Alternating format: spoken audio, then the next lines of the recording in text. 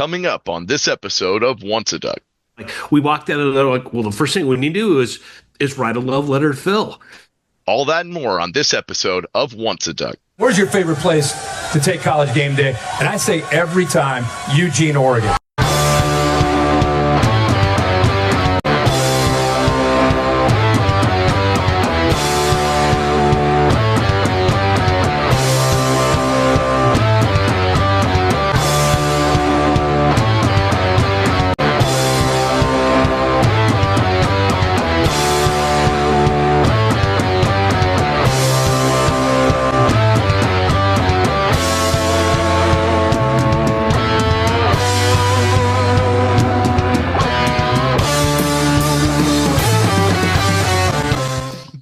Folks, welcome back to another episode of the Once a Duck podcast. I am Sam, as always, with your host, Nick Cody. Nick, how are you doing this week, bud?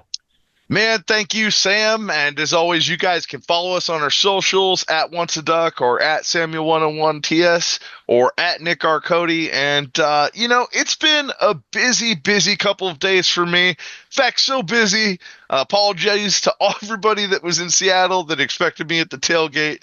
I missed my alarm.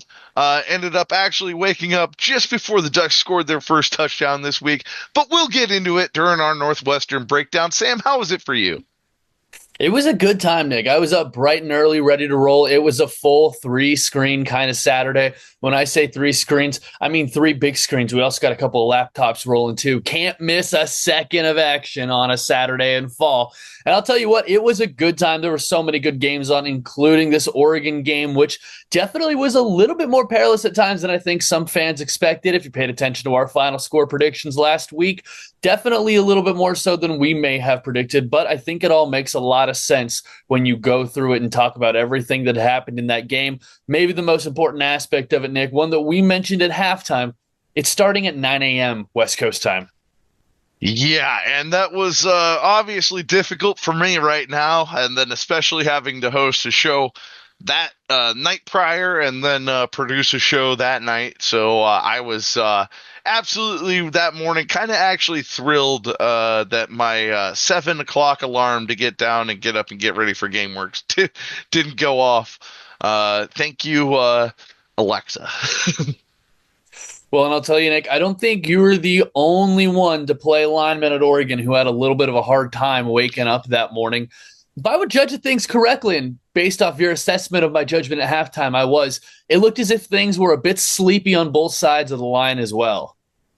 Yeah, and again, taking things on the road, not only in, a new environment, but an environment that seems so unfamiliar to a lot of these guys that have been playing in major college football stadiums, because that's not what we all saw on Saturday. I mean, they did a good job on the broadcast of pulling it in on tight shots of clumps of the audience in the stands.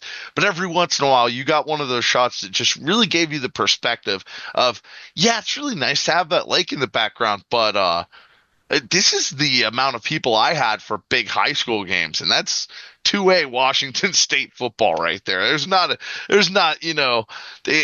was pretty sad to think like, oh, I feel that many people have packed Hawkinson sidelines once upon a time. And no, I don't know. It was, again, and then adjusting to that. And then as we saw from pregame footage from a bunch of our friends that were out there at the show, there was just an absolute downpour, a storm. People were just hanging out in the parking garage instead of going outside to tailgate before that game. And that's, again, one of those things that just comes with the Midwest. Flat, big old lake right there, a lot of water, and occasionally the rain just decides to dump it down on you. The water cycle was doing its part for sure before that game, and it looked as if maybe it might have had a little bit of an effect on things. It looked as if everything was running a little slow on that field to get started early in that game. It was one where Oregon, for the first time all season, kind of came out looking just a little bit flat. They got picked up a first down, but then soon after that, 3 downs and out, had to punt away the football. The good news is James Ferguson Reynolds looks like he's a pretty good punter, but Oregon's offense, it took a little while to get started, Nick. We mentioned on our call at halftime, maybe it had to do a bit with what was going on up front, but I'd love to hear your assessment of kind of how the offense came out in that game and then what it took to turn things around. Well, and on the rewatch, since again I had turned the game on right before, literally did not get to see an offensive play until I got to see the Ducks' first touchdown, which is a beauty of a play. I can't wait to talk about. I know that you pointed out some of the intricacies of that play that I really enjoy personnel wise, but the whole thing is you're on the road for the first time this season. You got to pack it up and go, and it's a conference game.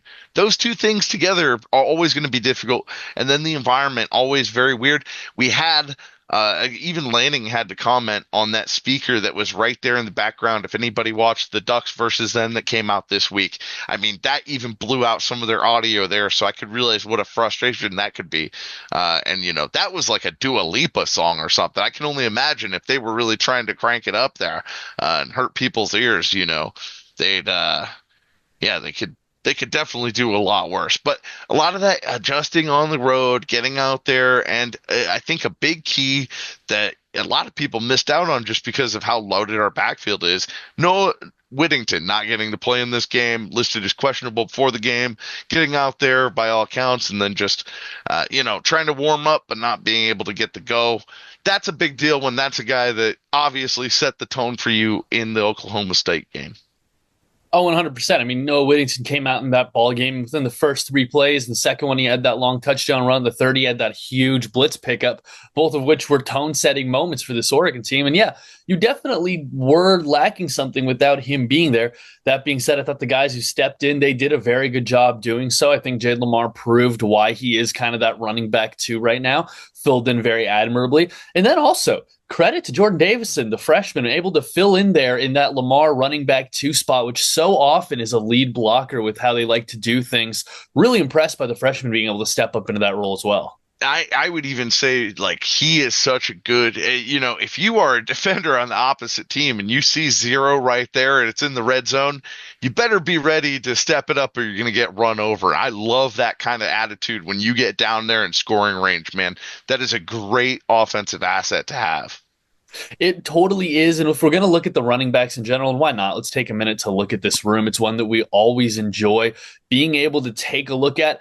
Everybody who's not named Noah Whittington, they were able to get involved. Jalen Lamar, he was your leading rusher, at least in terms of carries, 11 of them for 38 yards in a touchdown. If you're looking for who went the furthest, that'd be De'Aaron Hill, and that big 66-yard run would be a big part of that. 5 rushes, 94 yards, and 18.8 yards per rush average is nasty, Nick. He had that long touchdown as well. Some really good work from that room, but it definitely took a little while to get things started. In fact, if you look at the game as a whole, Oregon was actually outrushed by Northwestern by 2 yards in this ball game.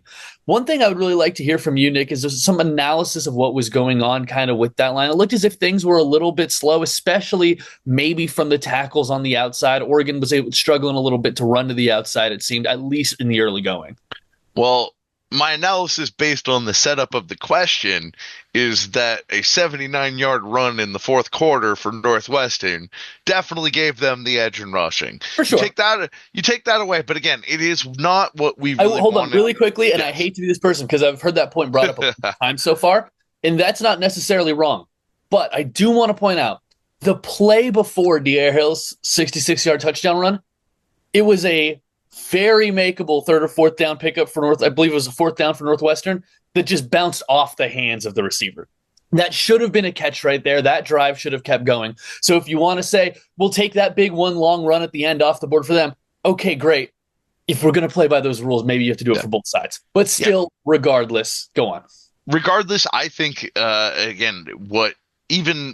before that, we were talking at halftime about the ability to stop the run, and these are the same problems that we saw creep up at the end of last season.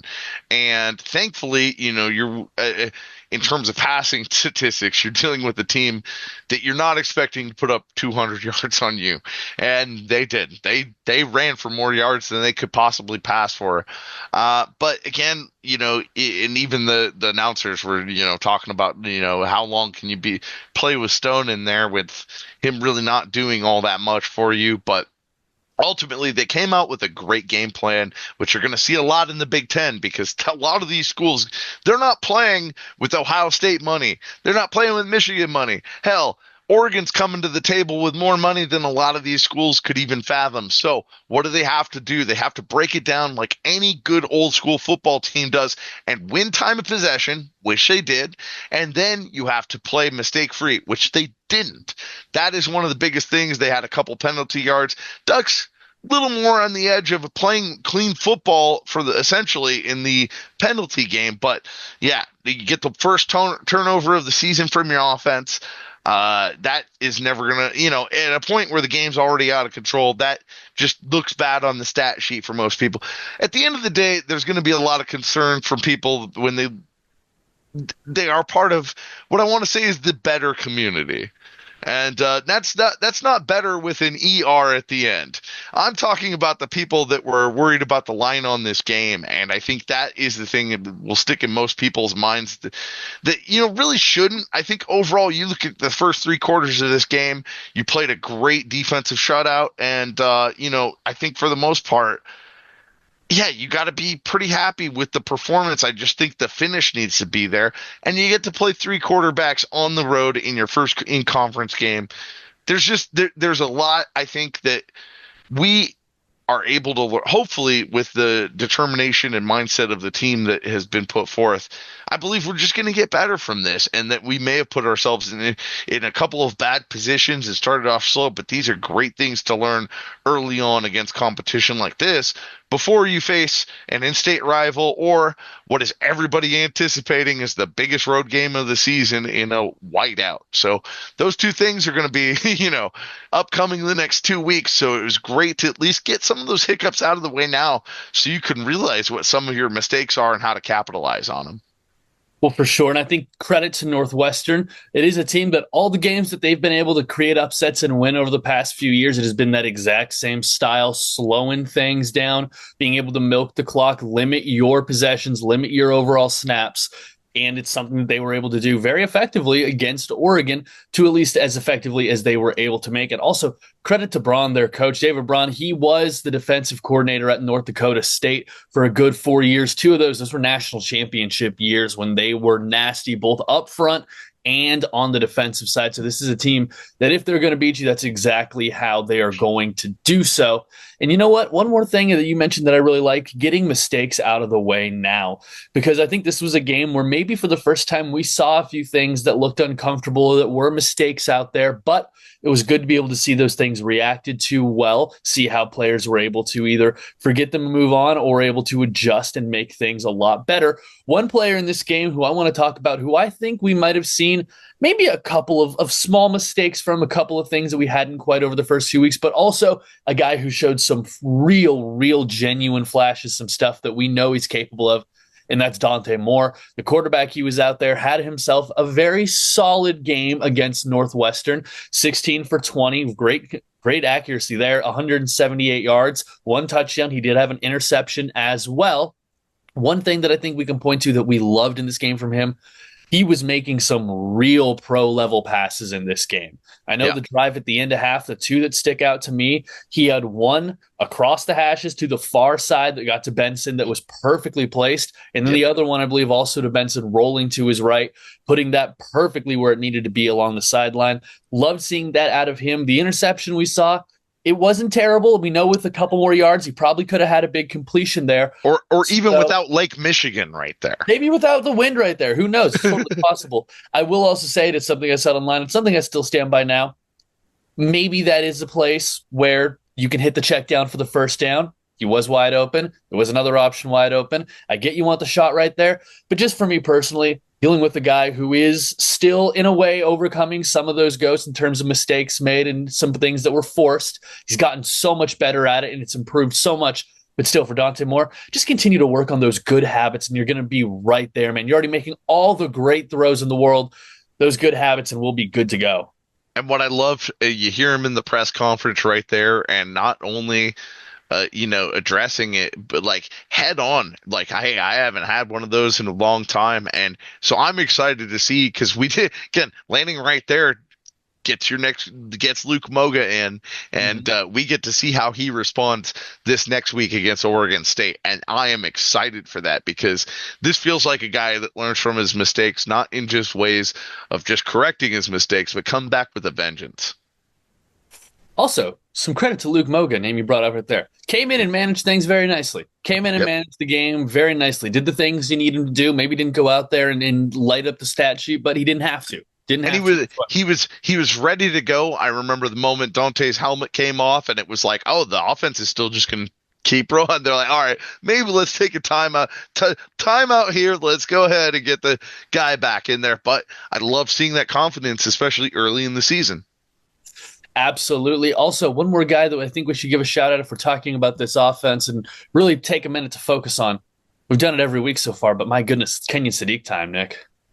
Yeah, especially, I mean, it's going to be an obvious theme here, hopefully all season. But yeah, the touchdown he was open on just felt like that easy play you get in Madden. You know, you just instant like Y button. All right, touchdown. Yeah, absolutely. And it was. And I think the thing that I want to give Kenyon Sadiq a lot of credit for is that he is creating a lot of scores and a lot of scoring opportunities with his presence this season. Just his presence alone, both as a blocker, which we saw against Oklahoma State and against Oregon State. But what I loved in this game, both on that opening touchdown as well as on, I believe it was the Davison touchdown late in the game, him being used as a decoy, completely pulling a defender out of the scheme. And credit to Northwestern. They basically stepped up and played man all game long, which against this Oregon team, against the caliber of offense you're dealing with, for them to have run it as much as they did, I was very impressed with it. And being able to see Kenyon Sadiq in those situations along the goal line, completely eliminating a defender from the play and leaving a spot wide open for the runners, it's really, really impressive to see what just his presence is able to do and create out there. Well, and beyond, again, coverage or not, like you could see his influence in how quickly safeties would just be stuck in their, like when you see a safety on the football field and their feet stop, there's a problem. And he creates a lot of problems because those guys don't know when he's approaching them, is he going to try and pancake me or is he going to run right past me? And on that touchdown pass, you can't blame that safety. If Kenyon Sadiq is running right at you in that position, give me what you're going to do. Give me your options, because with that guy with a full head of steam, I'm sorry. The only option for trying to get that guy stopped is hopefully the ball's not going to him, or if not, you get somebody to chip on him or rub him. And with the Will Stein offense and the way they're able to put him in motion, to be able to scheme that is not great. You got to get your whole team to be able to try and stop a guy like that, and that could just make more people open the offense. And I love weapons like that in an Oregon offense. You know, I'm right there agreeing with you about that, Nick. Unless we have anything else to say about this offensive side of the ball, I'm willing to turn things over to the defense. Maybe not everything we wanted to see out of the offense, not what we'd seen the first couple of weeks, but definitely some things to build on, especially ahead of this Oregon State game. I think that's a perfect way, because we got to start with the 2 turnovers that I really enjoyed. And I even texted you, I think, man, these got to be our starting linebackers right now. Not even just the interceptions, but I believe the mixing tackle right there on the goal line really showed me a lot about that guy. Just it's a will. You could let that guy score right there, honestly, but if you play every play your fullest and you play for your teammates to the end of the whistle, that guy isn't getting to the end zone. And if it has to be you, mano a mano, being the force that ricochets him off of you, man, I love to see that. On top of that, again, this is just a guy that kind of, as Dan Lanning said, it sounds like he baits people into a lot of those interceptions in practice too. And you love that because it's just, it reminds you of some of the best linebacker play and edge, and just those guys that can make you feel like such a threat on just any tackle, but also are able to just be in the right position at the right time because, man, their anticipation is just the next level. Well, you know, I'm glad you mentioned Jerry Mixon there because, number one, Big Ten Defensive Player of the Week, getting a shout out right there. Congratulations. 5 total tackles, 2 of them by himself, including that absolute thumper on the goal line you mentioned.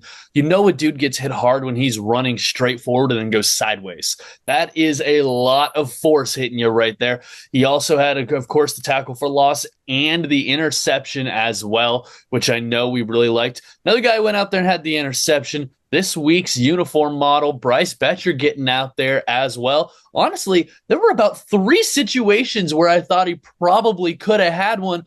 First one went off the fingertips, and I know the third was a diving attempt. That second one, though, almost like it got spiked down by the receiver right into his hands. He was happy to take it, rumbled upfield. Man, that was a fun clip to rewatch over and over. Yeah, you think Nike could develop a football baseball glove hybrid out there? He could have got a couple of those, I think. Something with just a little bit of webbing right there.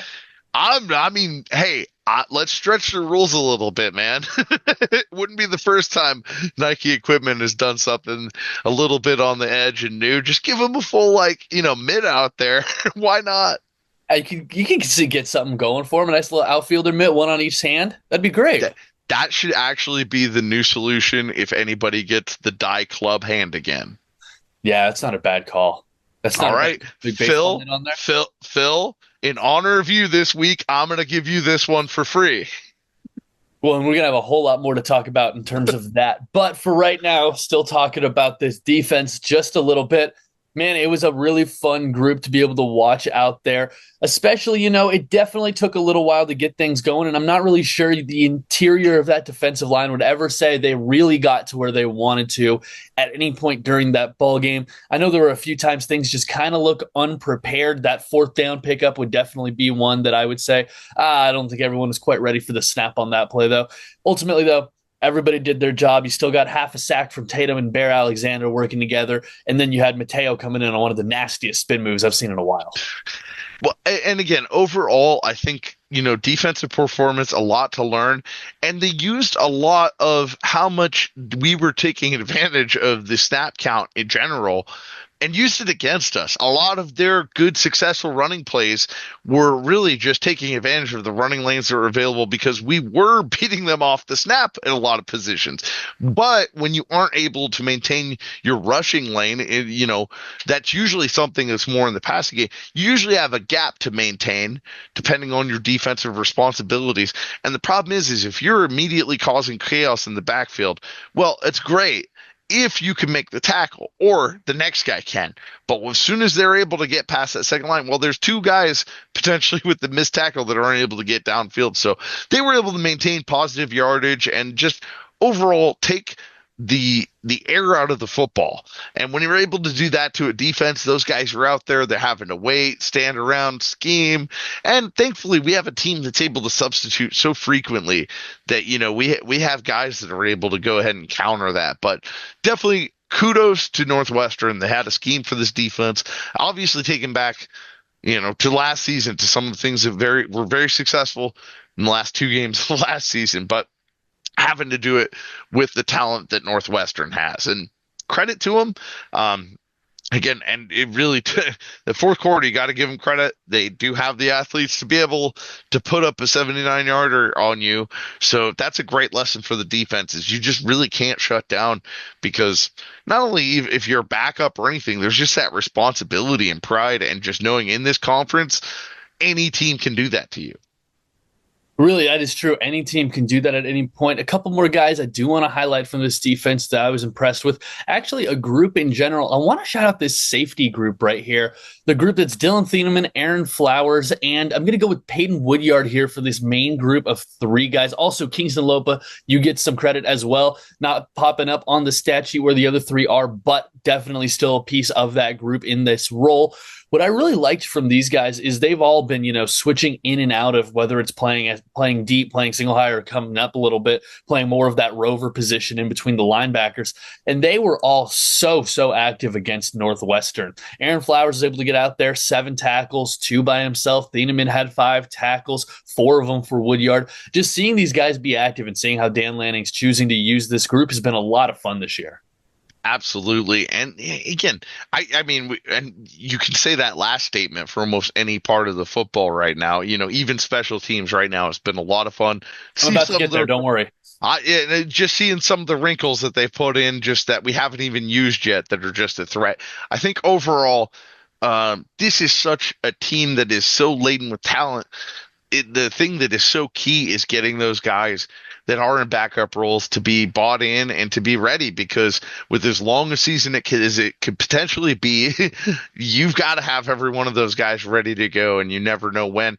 There was even times, like people were, well, again, look, starting running back out, and again, doesn't skip a beat on offense necessarily, but you're already going to be dealing with things like that, and it's we're going into week 4 here, so it's a long college football season. Getting everybody, getting numbers, getting reps. I think that Dan Lanning mentality is great, because man, that's only going to get everybody better, because you're going to need everybody to get through this season if you want to get to where you want to go. And I could not agree with you anymore right there. I think you absolutely nailed that. Let's get to the special teamers really quick. And I think this one might be the best transition from defense to special teams we have, because at least according to the statistics I have in front of me, Atticus Sappington recorded his first career tackle in this last game against Northwestern. So look at that. Special teams getting in on the defense as well. Atticus Sappington, I'm assuming that's a special teams tackle right there. Way to get in on the action. As for how he was on the day, though, I was very impressed, playing right next to the lake. Who knows what kind of wind's coming off of there. 2 for 2 field goal wise, 4 for 4 extra point wise, doing exactly what you expect the former Beaver, now Duck, to be doing. And I still love the way we are having the opportunity to come out and really threaten some 2-point possessions, but able to just rely on Atticus. And when you have all that motion and stuff going on, that can also throw off the kicker's rhythm too. So he really takes it's something that nobody ever mentions, but that's one of those things that, of course, you'll hear right here at Once a Duck that I got to throw in there. The other thing is, even with I think after that first touchdown, right, that's when they had the big kickoff return. It was still good to see, because inevitably you're going to have a couple of those, especially when you're in a windy position. Knowing that your special teams can bend but don't break, like a lot of our defense did most of the day, very important to know, and it's something that you can go up and coach up in those special teams moments that you get limited time to practice in every week. Also on the special team, somebody worth mentioning, said his name at the top, but James Ferguson Reynolds, 2 punts, 77 yards, both of them inside the 20. That's exactly what you want to see right there. Some great work from him. Also, and I'm forgetting which field goal extra point, I'm forgetting where it was in this game, but I do remember, because I sat up and went, oh, wow, great job right there. There was one snap on an extra point or field goal that just about hit him in the knee and hit the ground, and he was able to get that thing set back up right in time with Atticus' swing. Great job right there. As somebody who watched Oregon play Arizona in 2009, great job right there. Expert analysis, everybody, from Sam right there. He's the holder for this podcast, to be honest. And everything, guys, when I fumble, when I get a bad snap back there, he's the one who always puts it right back on the tee. And that's a perfect transition. We don't do this often, but I got to give it to Will Stein. I liked a lot of the game plan, a lot of the creativity, and to mostly give it up for that very first touchdown play. Man, that is like a modern day, like I told you, that is like the modern day version of what I used to love to run in the end zone on Madden: fullback fake, halfback pitch. But it was like loaded up even more Big Ten style. Get an extra offensive lineman out there, get everybody over to one side, motion, and then, oh, nope, you guys are all going to focus over here. We're going to pitch it to Lamar, who's just going to outspeed you to the, but not even to the pylon. He had a good 5 yards inside the pylon. He could make it before the defender could get there. Love when you scheme it up that way, and especially knowing that that's probably one of those those key plays that not only personnel-wise you put on film, but scheme-wise everybody's going to be looking at for the rest of the season. And now maybe you just run it to the loaded side and they don't have that extra guy there. Love that kind of thing. Well, folks, that's our breakdown of the Northwestern game. Coming up right now, an interview I am very excited to bring you, featuring two of the men behind the Shoe Duck uniform and so many great projects at the University of Oregon, Todd and Quinn Van Horne. So joining us now, the gentleman behind Van Horne Browns, They are the ones who put out this awesome Shoe Dog uniform you're going to be seeing on the field on Saturday. Give it up for Todd and Quinn Van Horne. Gentlemen, thanks so much for joining us. How was the meeting with the big brass right before this? You answer that. You're a part of the big brass. Yeah, we get a lot going on. I mean, there's a lot of fun stuff at University of Oregon with our 2.0 project, and obviously this week launching the Shoe Ducks has been such a well-kept secret for the last 3 years for us, and obviously it's never a bad thing to present to Uncle Phil and have him, emotionally respond to it. So we're feeling pretty good about things right now. Well, we love having you guys back on again. There's nobody, obviously, that can break it down better than you guys. You said 3 years ago is the origin of how this started. Break that down for us. Where was the inkling of this first Shoe Dog-inspired Duck uniform? Yeah, so this has been a long time process, and everything really starts with the players, of being able to meet with the players, talk to them. I forget when the exact meeting was, but it was during kind of that 2023 timeframe, hearing from them and talking about hey, maybe talking about special uniforms in the future. What's your inspiration? Hearing about, the origin story between Nike and Oregon is so cool. And so much of the team had been reading Shoe Dog. It's actually required reading for the team, which we think is just a perfect thing. That's great. And being able to talk to them and them say hey, this story is so cool. We should talk about it more. We should hear about it more. And then you'll say, have the light switch off. If that needs to be a uniform, that needs to be a story that we're not just telling ourselves and telling the Oregon community, but telling the country. And I think being able to use that to show how much Oregon is in its relationship with Nike is truly rooted in meaning and rooted in substance of University of Oregon isn't who they are today without Nike, but also Nike isn't who they are today without the University of Oregon. And I think, in that players meeting, I mean, we really got into the dialogue where it started was, what would a love letter to Phil look like?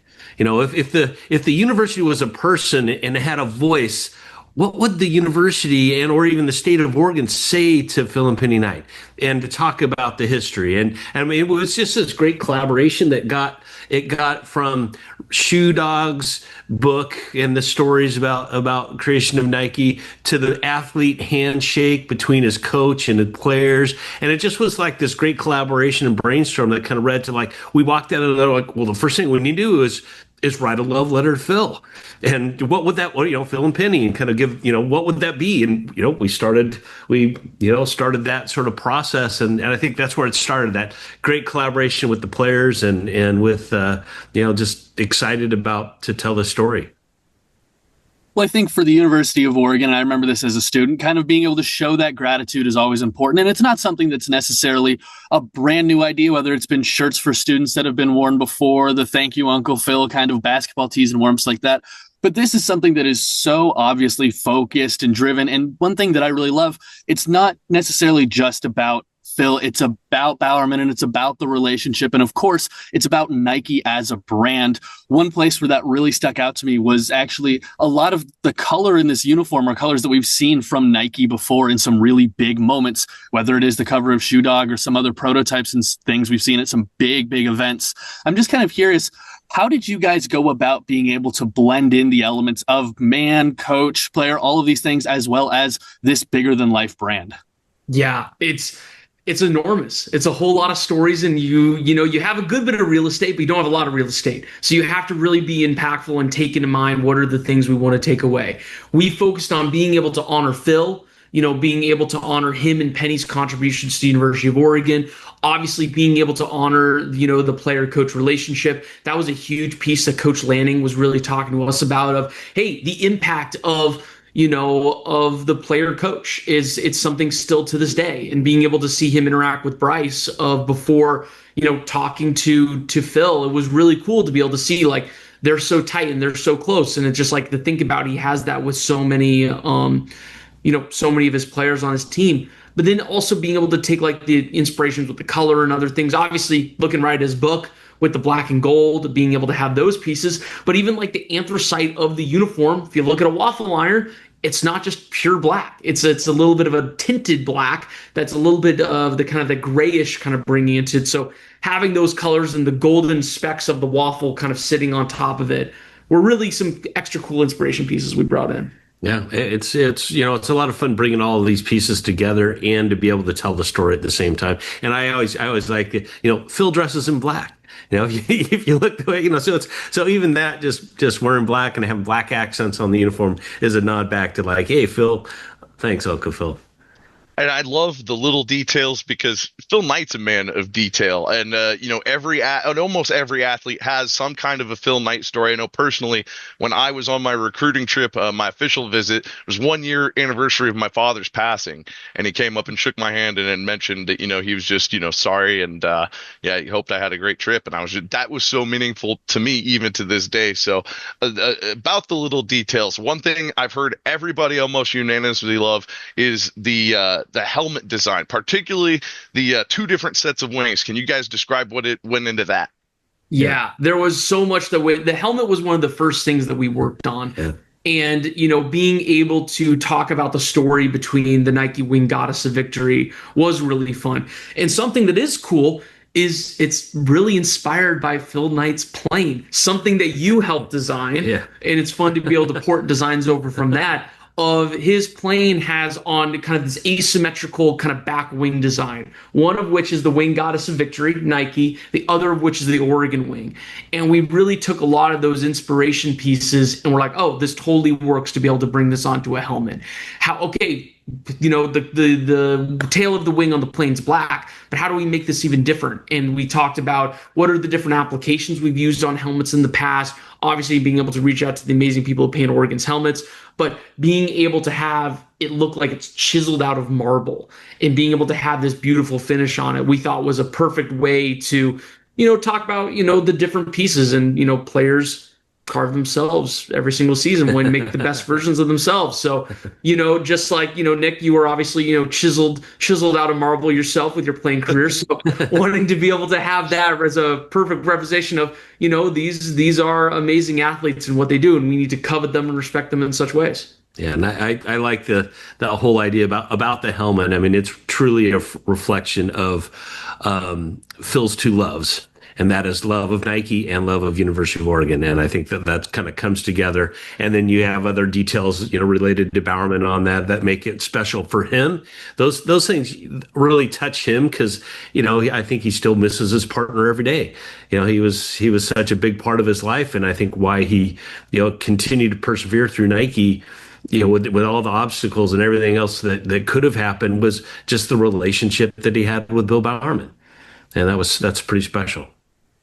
Well, I can tell you guys, as somebody who spent way too much time focusing it on my life for as little as I have impact on it, one of my favorite helmets I've seen out there by far. So you guys absolutely knocked that out of the park. One thing I'm wondering, I'm sure everybody at this point who's watching this, they've seen the videos, they've watched the breakdown, they've seen all the other podcasts. One thing I'm really curious about, what is an element of this project that maybe you didn't expect to be including at first, or maybe you didn't expect to take on as much of a life as it did, but that by the time you were done with it, you looked at it and said, wow, this was a really impactful, important piece of this? Yeah. I would say probably the references between the duck and the tiger stripes were the two things that initially we just had it on to the patch of the uniform. We just had on the Menace Agitop Mullen patch, having those sort of two styles there. We didn't have it most of anywhere else on the uniform when we initially started working on the designs. And this is where kind of the good collaboration process comes on, like who you work with. And obviously being able to work with the Nike team, JR286 is an amazing group that helps do Oregon's accessory packages. Working with them, they were the ones that came up with the idea for that asymmetrical design of, hey, we're going to have the duck wings on one side and we're going to have the tiger stripes as another on kind of the, leg sleeves, armbands, etc. And that was a cool piece. And we're like, oh, this can be something we highlight to an even greater extent and bring it onto different pieces of it. And I think for me, what I feel like I'm very proud that people seem to resonate with the handshake. Yeah. I obviously spent 30 years of my life at Nike, and I always described, Nike was built on a handshake, and it was that handshake. But you never really know if that story is going to connect with other people. But I know for me, it's always was like, this is back to trust, the simplicity. Trust is really hard to earn, and you could lose it in a second.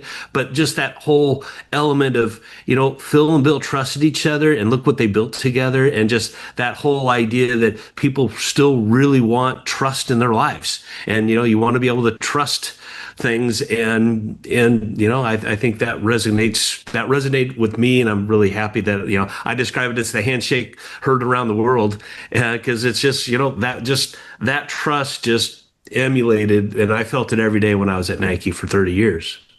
Awesome. Does it make it that much more special that these get to debut on a week, not only where we get to face the Beavers for what might be the last time for a while, and to have a model and like local kid, right there modeling the perfect guy for the perfect time. What's that mean to you guys? Yeah, I love, just talking with Bryce, and he was just so honest from the heart, talking about growing up in Eugene, and I love that, I came to Oregon for a t-shirt and a backpack, kind of, storyline.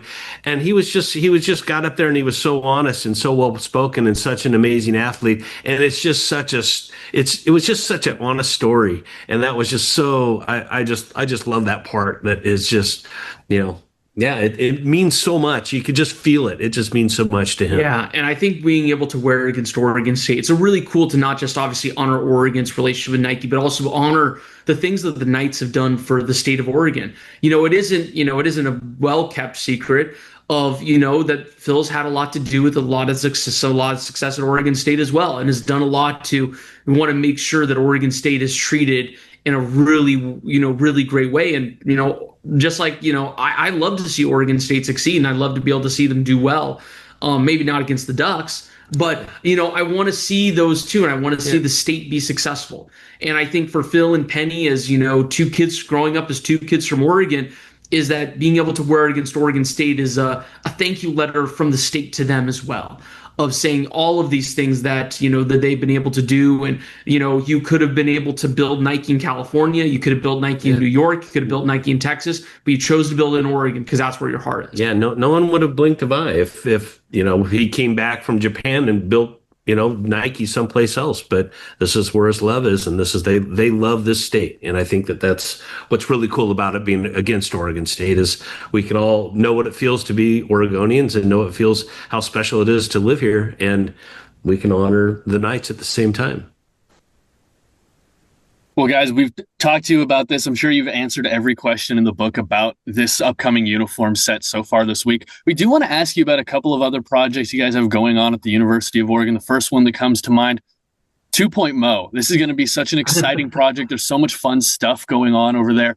We'd just love to hear from you guys, kind of just an update of where things are and some aspects that you're really excited about. Yeah, well, first of all, the name 2-Point Mo, this guy created, so he came up with that moniker, which I thought was pretty cool, because it's an easy thing to say, and everybody knows what the Mo is. So now you got the next version is 2-Point Mo, but this is the biggest. It's the most. It's just got weight, it's got muscle, it's got power. The way it's designed, the Olson Kundig Architecture Group has done a phenomenal job designing it. They're the group that did the LeBron James building at the Nike campus, so I got to know them, working with them very well. But their style of architecture just kind of fits with where the Oregon brand is going, and it's not about flash, it's about substance, and you just want it to, you want to feel the weight and the power of what the brand is, and that's what you're going to feel within the buildings. Yeah, I think that's probably the biggest thing that's made this design so unique, is that the Oregon brand has been one thing for so long. And I think it's been nationally seen as one thing for so much time. And you think of the speed, you think of sleek, you think of stylish, you think of, the HTC weight room had the beautiful, almost ballroom floor that you could be able to lift on. And now we're taking that style, but we're augmenting it in a really unique way. And if you ever get a chance to go on the Nike campus, all the buildings, the new buildings are designed by different architecture groups. And that's on purpose, because being able to have those two styles and we can play within these two worlds is something that's really unique. And now we're really bringing that to the Oregon brand, where you could be able to say, hey, the HTC has this sleekness, has this, black, beautiful black stone that you can see a reflection of. 2.0 is going to have raw steel. It's going to have raw steel that you could try to run a truck through that wall, and your truck is going to break so much faster than that wall is going to even get a scratch on it. And yeah, credit to Olsen Kundig, credit to obviously Hoffman Construction with being able to put it together. But I think that's what's going to be cool, is that you're going to see these two different sides of the Oregon brand. And, even watching the game against Northwestern, I think it was the commentators talking about, wow, look at Oregon's offensive line and how much these players weighed in, 2013. All of a sudden, our offensive line's averaging 320 pounds, just big boys in the trenches. And I think that that's going to be so cool that we're taking some of those illusions that other people have had, maybe of, perceived softness of the Oregon brand. We're saying, no, that's not who we are now. We are hard. We are chiseled. We're coming to run through your house. We're going to do all those things. So I think that's what's going to be so cool about 2.0. It's going to have a different style. I think that it's going to take a different persona of the Oregon brand. And I think that it's going to be a really cool way to reference how much this program has grown and how much Coach Dan Lanning is really wanting to take us to that championship level. Well, I love it, guys. Thanks again for coming on. I love hearing that perception change up front. Could you let all our fans know where they can follow you and find you online? Absolutely. Yeah. Feel free to follow us on follow us on our social media accounts at Van Horne Brands, Twitter/X, Instagram, and of course, check out our website at vhbrands.com. We love hearing from fans. We love hearing how people are going to interact with this uniform set, how people are excited about 2.0. New basketball uniforms just came out recently. So all of these things we think are just super exciting, and we're super excited to see where the Oregon brand grows from here. Well, Quinn, you mentioned it, and so I do have to sneak it in. Basketball uniforms. Those were awesome. Those were so much fun. Just quickly, what was about design about what went into it? And one more time, thank you for putting the yellow outline around the green lettering. That makes such a difference, and we love it. And here's the thing. This is a big piece from the players. Everything from Oregon we'd love to derive from the voice of the athlete. And they talked about, hey, sometimes it's feeling a little bit monochromatic. I want to feel like it has a little bit more of a pop of color. So we really focused on that. And obviously, we don't just wear white, we wear other colors. So be excited for what else is going to be coming out really soon. But it's cool that now the men's and women's uniforms have a different design that has a different style. The women's team loved the Delta Duck design that going down the sides of the jersey and pant. That was something that they talked about, kind of the years of that team being a big piece of flying together as one. And then the men's team loved that sort of wing on the Dylan Brooks era, Tyler Dorsey, Jordan Bell, Chris Boucher, Dylan Ennis, those uniforms. People just love those designs. So that's kind of a callback to that, and being able to mesh those two things together. So many schools treat the men's and women's team just as one. Okay, we'll design one basketball jersey and just replicate it for either. It's cool that Oregon is going to be one of the most unique schools to have different designs that represent both of their teams. And I think that, they take cues from what we've done in football uniforms for years. Now that there's this matte sheen kind of contrast, and you got a little bit of glimmer satin applications where the things are. So it's not just matte on matte, just color on color. It's going to have a little bit of that matte sheen kind of combination together that we've used in the Duck football uniforms for years. Once again, folks, follow them at Van Horne Brands for anything and everything you got going on. One extra thing, love the signs you guys are doing around Autzen. Those look excellent right now. I'm going to let Nick ask you guys one more thing before we get out of here, and then we don't want to take up too much more of your time. I just wanted to say thanks again, not only for coming on with us and explaining, but everything you guys do. We appreciate it, and you're a huge part of us getting to celebrate as Ducks fans and us getting to go out, rep, and be proud. And I've got my my Duck wing shorts over here in the glow in the dark out here in the back. But those are good ones. Those are cool. Yes. Nick, I was going to say, I think I've got my pair from the military game against Army somewhere as well. So trust me, every Oregon fan that can't collect a pair of those is going to collect a pair of those basketball shorts. Those were very commonly worn in my household. I loved wearing those shorts around everywhere. They're so cool. They're so fun.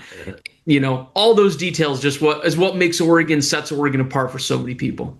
And it's what we appreciate about you guys, and it's what we know sets you guys apart. So thank you so much for joining us. We really appreciate it. Absolutely. Thank you, everyone. Appreciate it. Go Ducks.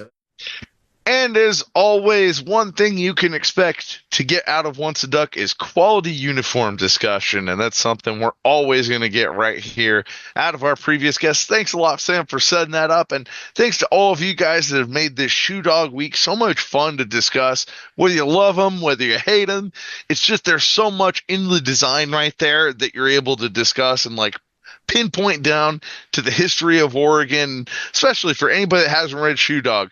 Please go out there and read it. If not, you're just a coward. And the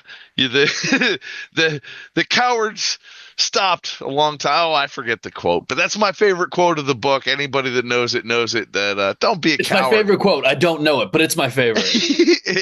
Hey, man, and that's how much you know I love books. So. It's true. If I ever knew anything about Nick, it's that he's done a bunch of reading in his day. Big book guy. Hey, reading audiobooks, yes. Heck yeah, that counts. Now, Shoe Dog is one of the very few I have read and actually had the audiobook too, and it is one of those ones. Man, that's a good one. It's a real good one. It's a great one for a nice cardio session. But moving on. Speaking of reading. Beyond the uniforms, beyond every detail, the real details are going to come down. This is a rivalry game, one we might not see for a while. Sam, how do you feel about breaking down the Beavers going into this Oregon State game? And obviously, they're on hard times. They're in the Pac-2, setting up to try and recreate a Pac-12, Pac whatever they're going to be able to have. And with Trent Bray right now, former Beaver at the head coaching position, man, it just feels really, really tough. They're in a tough situation, and it feels really disappointing to a lot of Duck fans out there that this is what the rivalry's become. How do you feel about it? Oh, no, my enemy's been weakened. Oh, shucks. My downfall has been extended beyond. I mean, look, no, it does suck. It does suck, obviously. It hurts the state of Oregon as a whole. It hurts the state of Oregon's football as a whole. It hurts Pacific Northwest football as a whole. I dare say that Pacific Northwest football was at its best when Oregon, Washington State, and Oregon State are all at their best. You know what? Portland State and Linfield, too. Let's throw a couple more in there just for the heck of it. When everybody's playing well, it is good for the sport in our local area, which is exactly why for this week's fan interaction, we decided to reach out to you guys and to ask us, tell us some of those Civil War memories that really mean something to you.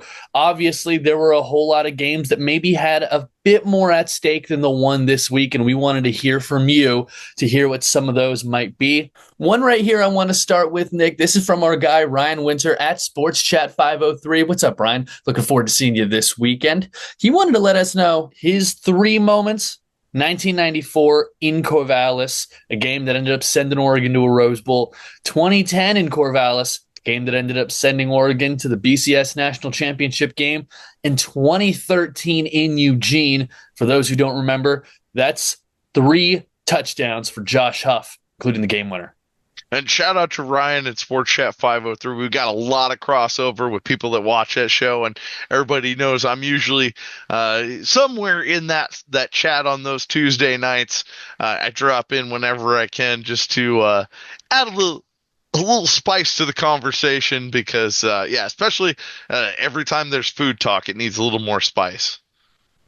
I mean, that's a good way to put it, Nick. I would say in terms of food talk, one guy who I always like to have that with is somebody who hosts some pretty dang good tailgates that we like to go to that always have some great food. Shout out our guy, T-Rod at Autzen Zoom member. He had a great one for us. Also, this is 2010, Jerry Allen's call. Who could forget? Fans everywhere. And of course, he had to also mention the Josh Huff game winner. 2 banger games right there. Absolutely. And if you want to see another banger, make sure you get out to T-Rod and Mark's tailgate, man. That is where the bangers happen every Saturday that Autzen Stadium's hosting a football game, and the occasional Thursday or Friday. You know what? They do happen. I think we're supposed to have a Friday later this season, if I'm not mistaken. But right now, all I'm worried about is Saturday. And just a couple more of these fan interactions. We so appreciate hearing from you guys. Always reach out to us at Once a Duck to make sure we hear from you. A good one here from John Doe at John Doe 22TY 94 in Corvallis. O'Neill to Pilaw. Wet day, late drive for a touchdown, and I think I got a high five from every Duck fan there. Crazy moment. That's a big one right there. That sent Oregon to that first Rose Bowl in so long. A great memory there. Nick, I want to hear from you. We've talked about it many times. What's maybe a Civil War moment you don't talk about as much, but still one you remember very fondly? Well, I mean, maybe I don't talk about it as much because it doesn't come up very often, but obviously, my very freshman year, we talk about the game a whole lot regularly, but I still remember, even though all the guys that are redshirting, not playing in the game, were going in, I still remember walking back up into the tunnels and having an older guy grab me by the arm, and I'm throwing up the O, and being like, "Hey, let's not do that here." And I was like, "Yeah," and he goes, "You don't want anything thrown at us." And I'm like, "Oh, okay." So you understand the significance of the rivalry pretty quickly at that point, but by the end of my time there, I felt pretty comfortable going up that stadium throwing though. Problem is it got the classic clip everybody's seen out there of my senior year as we're leaving and going back into halftime. They got the classic "No natty, no natty" guy. So little bit of beginning and ending there for how I remember the rivalry, but overall, just the intense physicality on the football field that they always brought. At least again, our offense going on their defense from what I experienced. Man, there was always. It's the one game I probably got a stinger in. Is the Civil War. I think my junior year, and I rolled my ankle pretty hard in that game too. But I still remember even before that, like I just came and a linebacker just, instead of a lot of linebackers will try and work around an offensive lineman. Now in the Civil War, they're taking you head on, and they're trying to create a point and set the tone for the football game and the state of Oregon. So I think that always meant a lot more. And that's the first game I remember, like in college, that I had a stinger. I was just like, "Oh, this arm isn't even working right anymore," just because that was the level of physicality that was expected in the rivalry. Well, Nick, I think since those days, this rivalry, it's taken a little bit of a turn, especially of the last few years. As we know, through your time and a few years beyond, Oregon ripped off a whole bunch of wins in a row in this rivalry. Oregon State was able to clap back with a big win in 2016 as well as a win in 2020. Not to mention a big upset win in 2022 as well. Yeah. Beyond that, though, it's been a lot of Oregon flexing their muscles in this rivalry. The last few years, these games have maybe not been the closest, but have still been a whole lot of fun. Last year in Corvallis, it's really the first time you were able to see that Ducks team spread their wings after a couple of rough weeks to start the year at home. And the year before that, what really felt like a game that put a beautiful bow on the Bo Nix era at Oregon.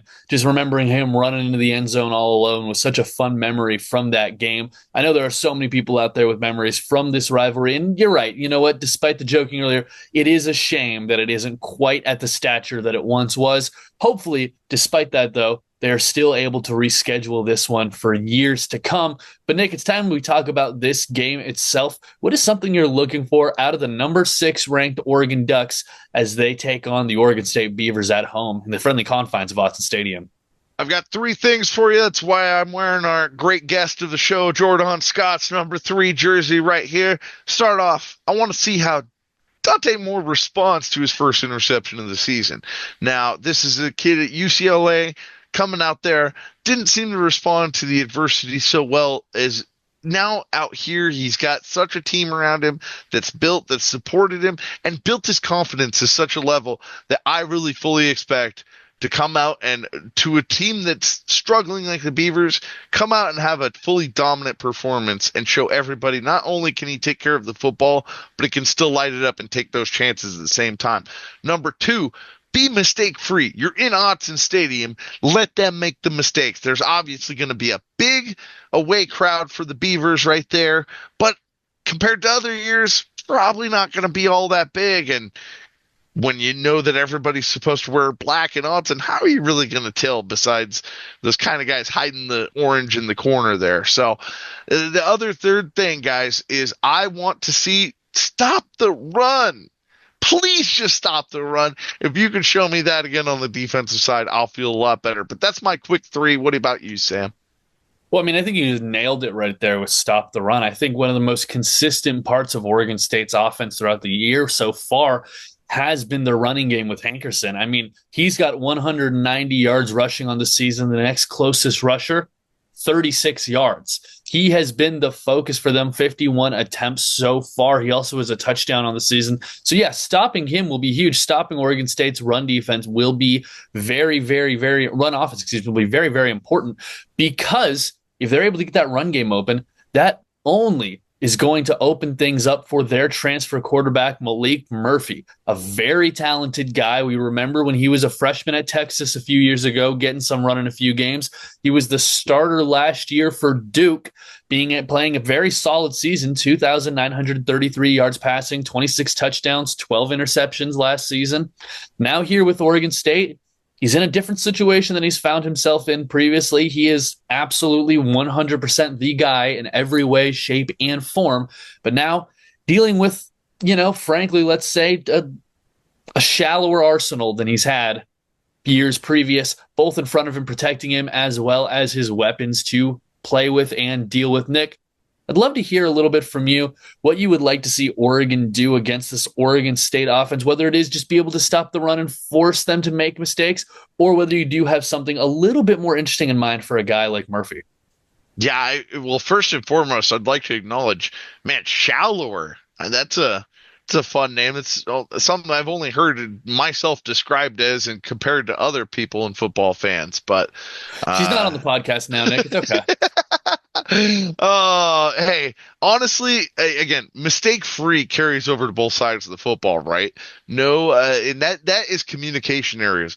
The one big thing I think you can have, again, in one of these rivalry games is they scheme up something for you. They catch you off guard. They catch you looking down at one of your play calling sheets, Mario Cristobal era. Again, it's one of those things is just make sure they have now 3 weeks of film on you. You have 3 weeks of film on them. This is where real coaching comes into play. Sometimes you can get away with things that, you just aren't expecting. This is the point. You can see the personnel. You've seen what they've been putting on the field. You should be able to scheme it up and be able to get it corrected. And, right now that's a big thing. I think we've shown, at least defensively, you can run the football on a certain way. So how do we go back and combat that and make sure that we shut that down, especially for a team that usually relies on that and is going to have to rely on that, it feels like, to be able to stay in this game? Well, you know what? One thing I think Oregon can look to is the idea that, hey, look it, if we're able to shut things down early, this could be a very long day for Oregon State, just like it was in their last game against Texas Tech. Nick, I'm not sure if you were able to watch that game, but I'll just sum it up for you now. If you were to take a peek at the win probability chart that ESPN likes to throw at the end of their GameCast there, when you scroll down to the bottom of the page, imagine just pretty much a straight line across the bottom. That's exactly what this game looked like for Oregon State. From the get-go, number 21, Texas Tech, jumped on them, and it was rough. And throw is the perfect word you use for that, because the Beavers got thrown out there more than the tortillas on the first play of the game. I mean, and that's the thing, is that they were just constantly just getting absolutely hammered over the head. Morton, the quarterback for Texas Tech, he had 4 touchdown passes, quick and easy on them. I mean, my goodness, before Oregon State scored in this game, they were down 38-0. This one finished 45-14 thanks to a couple of late scores by the Beavers. Really, this wasn't much of a game. From what I saw, from what I watched after the teams came out of the tunnel after the extended lightning break, it seemed as if only one of them really came out, and it was Texas Tech. And my goodness, they took it to Oregon State, and they took it to them in a handful of ways too. For times during that game, at least to start, long passes over the top by Morton, a 38-yarder, a 61-yarder, a 30-yarder. And then after that, they just started running the ball on him and running it all game long. I know that Dan Lanning, Will Stein, they're going to look at that tape. They're going to be salivating at the options. Well, forgive the secondary tortilla pun, but we knew it was a wrap early. All right. You could say they were on a mission. All right. Hey, especially these would be so much funnier if we were going into Research Stadium, but thankfully this is a home game. No burrito stadiums for us this week, man. The only burritos we're going to be having are bright and early at the T-Rod tailgate, hopefully, and little luncheon after for those of you that stick around. But all fun and games. It's going to be interesting to look over, especially if we don't get this game rescheduled immediately. And then we have to come back to this on the podcast years later and be like, oh, hey, let's go look back at a clip when we really thought this game mattered.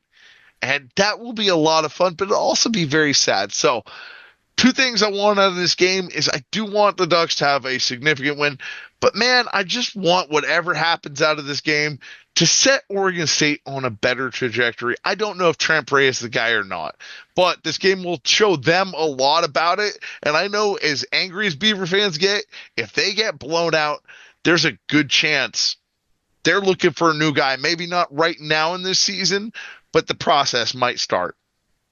And frankly, this is a year for Oregon State that I think a lot of people, myself included, might have had some expectations that just weren't really necessarily fair. This is a team that I think a lot of people looked at this schedule and said, hey, they're able to play defense kind of the way they have been over the last few years. This is a team that could finish 500 or above, and it does not look like that's the way things are headed right now. Unfortunately, you've got some tough matchups coming up. Houston, a trip to Appalachian State, as well as a couple of different matchups with Washington State, who, although they don't look great, has looked better over these first few weeks.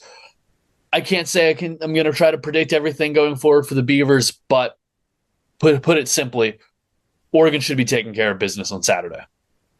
Absolutely. I mean, that's the expectation, and I'm sure that's not just shared by the Oregon fandom, the podcasting community, but that's internally shared by the team, and that's why, obviously, we're going out there and really changing the standard this week with a complete or Phil Knight centered uniform. You hear that segment of the fandom obviously out there very vocal, like, where's the green and yellow? And as much as I dislike the color gold because of where I'm at in Seattle, we actually got it right. I love the way it looks. It's worn on me. Well, it's gold. It's not tan. It's a big difference. Exactly. It's not that ugly tan. If you go with that with the pants and the sweaty lineman, never a good look, but UW will never learn anyways. But the thing is here, oh man, talk about rivalries. What a weird change in that too. The shift in rivalries from, us really now everybody's aligning with me and hating the Huskies more than the Beavers for the first time in my lifetime. Very, very odd change, but guys, I don't encourage you to hate them as much as me. It's not healthy. I do think with the uniforms and the fans that aren't happy about it, just go ahead, wear green. Nobody's going to wear black. Wear black game. You got so much black Oregon gear. There's so much. Everybody has it.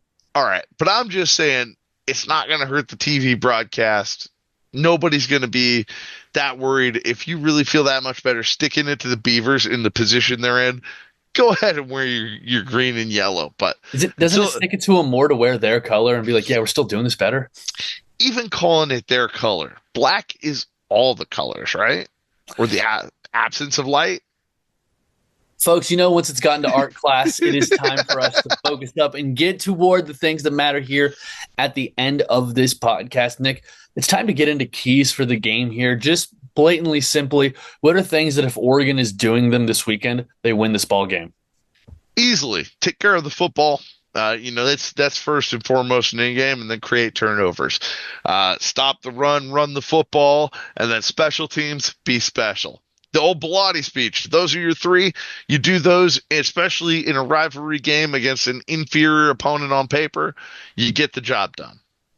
Well, and that's the thing. The rivalry game, it will always add some elements to this matchup that you aren't quite ready for. One thing I did love this week that I heard during Dan Lanning's press conference was just how vocal some of the players were about this rivalry, some of the players who have been in this building who might remember that loss from Dan Lanning's first season as head coach, some of the guys who grew up with this rivalry meaning something. A guy like Bryce Betcher, not just the uniform model this week, also a guy who is consistently a big part of this rivalry matchup, a guy who not just is an opponent of Oregon State on the football field, a guy who's had to play them in baseball so many times. He's got some double hatred built up there, and to hear that he was able to share some of that with his teammates, get these guys fired up for a game that really, even if these teams aren't near the same level in terms of ranking or FPI or any of those kind of things, you're still 45 minutes away from each other, and that might mean more than anything. It is going to be a lot of fun. Hopefully, it's the kind of fun I remember from my freshman year, being able to watch what I believe was a 69-10 kind of game. That would be the kind of fun I would definitely enjoy. Not sure we're quite going to see that, but Nick, I am very much looking forward to yet another playing of this rivalry. Very hopefully not the last one. And shout out to Bryce Betcher, the model for the week, one of my favorite Ducks I've gotten to meet. And yeah, obviously, I imagine he's one of the few, hopefully, keeping the tradition of the song going on. For those of you that don't know, beavers, bastards, sons of bitches, too. If you know, you know. OSU, our pants are always off to you. Go back and check previous episodes if you want to know the full song. We're not going to give it to you here. But again, and there's no hate like double header hate. And yeah, when you get that outside of not just baseball, but in the football realm, Bryce, I love to be able to see that he still has that recognition and carries that on for, especially being such a nationally recruited program now. Man, it's really important you have those culture keepers. It 100% is, and a walk-on with both sports who ended up being drafted in one, could possibly be in another. I can't think of a much better guy to be doing that, especially one who grew up drinking the sweet water of Eugene, Oregon. Now, Nick, just a couple minutes left to go. We mentioned those turnovers. Malik Murphy, he has 3 interceptions this season. He's averaging 1 a game. That's definitely something I would love to see Oregon be able to take advantage of in this game. Their linebackers have done a very good job all season being able to fill that central space. We've seen Mixon with a couple of interceptions already. We saw Woodyard have one in the second game, filling a similar spot. We saw Betcher get his hands on several, including one he was able to pick off last week. Give me a name right now. I'm curious to see it. Who's coming away with an interception this weekend? I want to see a big man interception. Let's go with a Mateo Uyungale interception. Maybe a batted ball from somebody else, and he's just that close there for pressure. Maybe it's a fumble recovery, but man, let's just will it into existence right now. Let's go with the interception from Mateo. Gotta love the interception from Mateo. That's a pretty solid prediction there. Before we get to our official predictions, Nick, we should probably touch on this really quick. One thing that I'm very excited to be able to talk about and touch on. When I'm looking at this Oregon team, one thing that I'm really, really excited by are some of the young weapons. And this is a game where I would love to be able to see some of those young weapons get involved, especially a little later on if things aren't quite as close as maybe they have been historically in Civil War matchups. Give me a young guy you're really looking forward to seeing in this game. Maybe somebody who hasn't had quite the pop that you expect them to on Saturday yet this season. Yeah, I mean, he's gotten a couple opportunities, but somebody that has at least the frame and body I'd like to see in those secondary moments just perform is Kyler Casper. That guy's got the, again, NFL bloodline. You've got the abilities. Just go out there, and I'd love to be able to see that guy add to what's already a really awesome receiver core. Let's see, on defense, I mean, he's been out there in moments, but Bear Alexander has the opportunity to really take over games in moments, and it's going to be great to see him develop over the season. I think a lot of pressure was put on him in past situations that maybe, it wasn't the right opportunities for him, but I think that the culture of this program and all the talent around him to see how, what it takes to get it done, and a guy like Amari Washington who's had to sit behind legit NFL guys. We're seeing Dorless play, and you have to sometimes Caldwell had a sack tonight. Caldwell had a sack. you're seeing this defensive line from last year already out there performing at the NFL level. Sometimes you got to learn and sit and develop, and it's just going to make you that much better than trying to be the guy right then. So that's another guy I'd really love to see step up. And if that's so, we can just have such a scary interior defensive line moving forward. Moving back a little bit, talking about some young guys in that secondary. I think this could be a big week for our young corner group, especially being able to see Iffy and Finney out there, be able to really make some things happen. Again, this Oregon State team, they rushed for, takes a peek, 8 total yards against Texas Tech. That's 0-8, right? 8 yards rushing in that game. That means Murphy had to put it up a lot to try to make things happen. I really like our young corners in those positions to be able to get in the stat sheets in a meaningful way, be able to maybe get those first interceptions, those first career interceptions. Be a lot of fun to see those guys be able to get out there and make something happen. And then, of course, somebody you got to mention, the Oregon State transfer, Atticus Sappington. I would not be surprised if there might be 1 or 2 fourth down situations that later in the year Dan might be a little enticed to go for, that in this game, if they've got a lead, you might be willing to say, let the kid who went to Oregon State knock in a couple. He deserves it. Man, if the coach is really thinking about where former transfers have gone when they make a play, though, that is some fan stuff. Which Northwestern transfer played their first game of the season against Northwestern?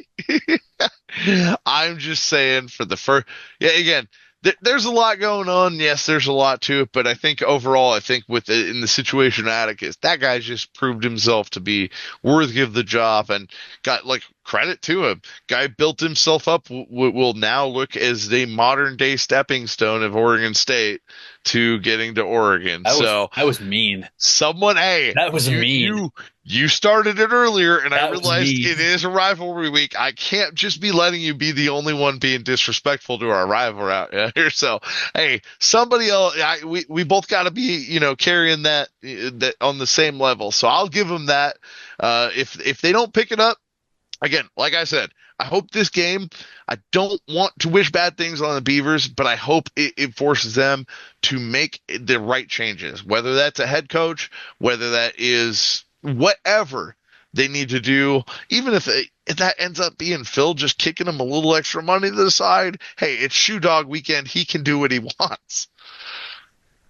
Look, as long as none of their uninterested in football donors become suddenly interested, I think things are going to be all right.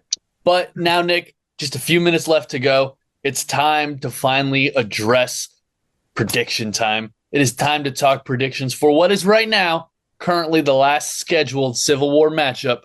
What's happening on Saturday between the Ducks and Beavers? Well, you already said Malik Murphy has 3 interceptions this season, right? First prediction is he's doubling that in this game if they don't pull him. I'm giving Oregon State 3 interceptions. You want to see those young DBs step up? I want a Mateo Uyunglele interception. We're going to get both.